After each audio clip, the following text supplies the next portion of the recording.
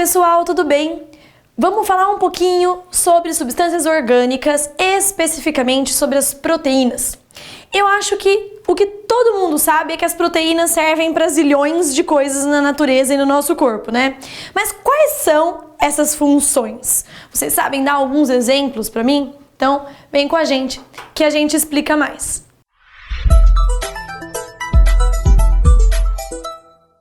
Pessoal, as proteínas, elas são formadas basicamente por aminoácidos, são as suas menores partes e as partes que nós aproveitamos a partir da quebra no nosso sistema digestório das proteínas. Então nós absorvemos como nutriente das proteínas os aminoácidos pela parede do nosso intestino delgado.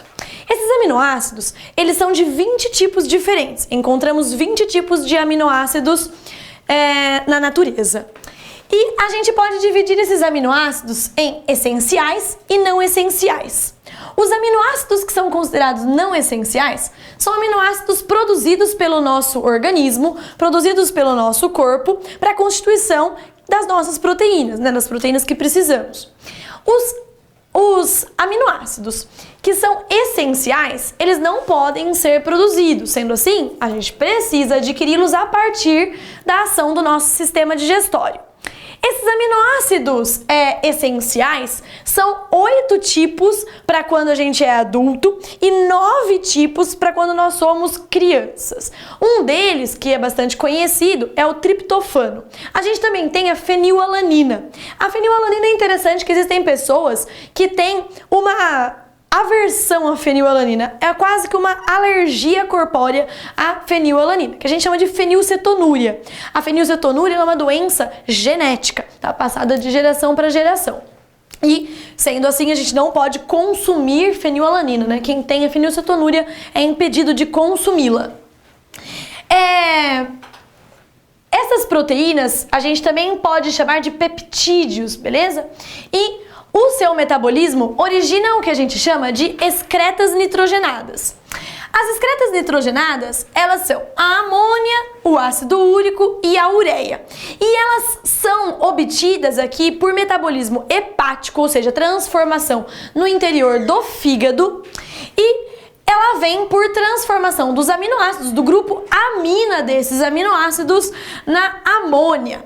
A amônia pode ser transformada, daí então, por incorporação de gás carbônico em ureia ou em ácido úrico. Se a gente estiver falando de toxicidade dessas moléculas, lembrando aqui que a amônia é a mais tóxica, depois nós temos a ureia e o ácido úrico, que é o menos tóxico, que precisa de menor quantidade de água para ser eliminado, né?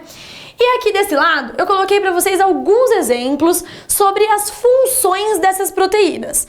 As proteínas, gente, têm muitas funções no nosso organismo e na natureza. Então aqui a gente tem algumas delas para vocês terem uma ideia dessas funções, tá?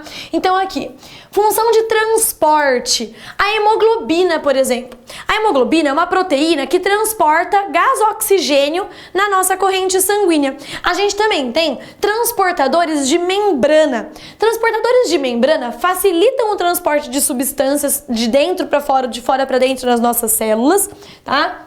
E são proteínas de transporte, tá? Então a gente tem, por exemplo, proteínas transmembrana, que são essas que atravessam a membrana inteira, né? Proteínas periféricas, que ficam mais pro lado de fora ou pro lado de dentro da célula. Essas proteínas periféricas, elas podem servir como reconhecedores de membrana, né? Que é uma função aqui que nós temos, né? Receptores de membrana ou reconhecedores celulares. Tá? Nós temos proteínas que têm funções contráteis, como é o caso da actina e da miosina, que a gente encontra na formação interna das nossas células musculares. E a gente também vai achar a actina e a miosina formando o citoesqueleto, uma pequena parte, né, do citoesqueleto das células. Não somente a actina e miosina, mas são uma das formadoras do citoesqueleto.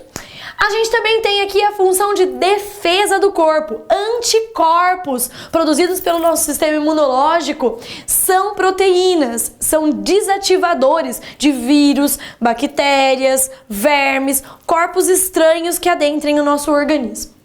reparadoras, como é o caso, por exemplo, do fibrinogênio, que é um dos fatores de coagulação sanguínea que nós devemos ter no nosso sangue, para que quando exista algum corte, a hemorragia seja estancada, né? A perda de sangue seja estancada. O fibrinogênio é um dos últimos fatores de coagulação, que vai formar aquela rede de fibrina, juntando hemácias, plaquetas e fazendo o que a gente chama de trombo, né? Que é a ponte de estancamento final da coagulação sanguínea, ali que vai parar o sangramento do vaso lesado, tá? Nós temos também aqui a função de reserva, como é o caso da albumina. A albumina é uma proteína de reserva no interior de ovos de répteis e aves, por exemplo.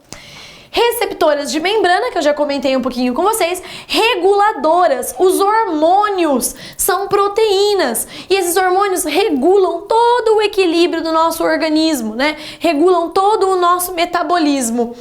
Catalisadoras, que são enzimas. Enzimas são proteínas com função de serem catalisadoras orgânicas, facilitadoras de reações químicas. Elas fazem com que as reações químicas que exigiriam uma quantidade muito grande de energia para acontecer, para serem ativadas no nosso corpo, tenham a redução dessa necessidade e elas se tornem possíveis de acontecerem para o nosso metabolismo atingir aí esse equilíbrio. Tá?